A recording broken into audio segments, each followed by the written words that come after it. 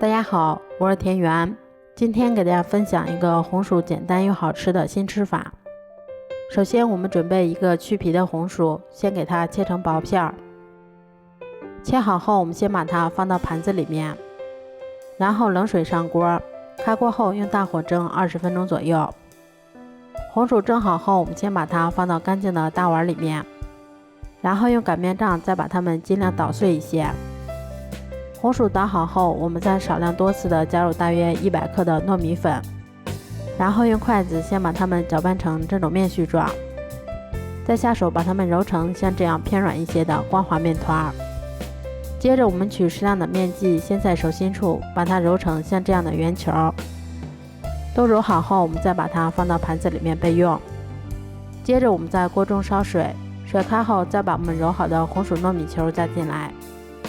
这一步我们中间要给它们去翻动一下，确保受热均匀。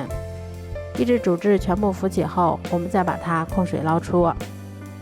捞出来以后，我们先把它放到凉水里面，给它们过一下凉水，这样能够防止它们粘连在一起。控干水分后，我们再把它放到盘子里面备用。接着我们在锅中先加入少半碗的清水，然后再往里面加入50克的红糖。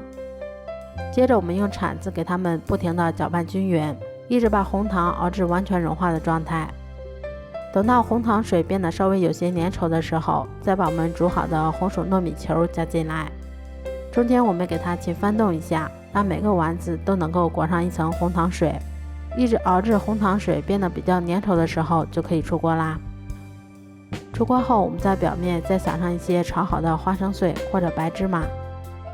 这样做出的红薯糯米丸子吃起来非常的软糯香甜，而且补气补血又顺气，对贫血或者女性朋友都非常的适合。如果喜欢的话就试试吧，喜欢我的视频就关注我吧，谢谢您的支持啊。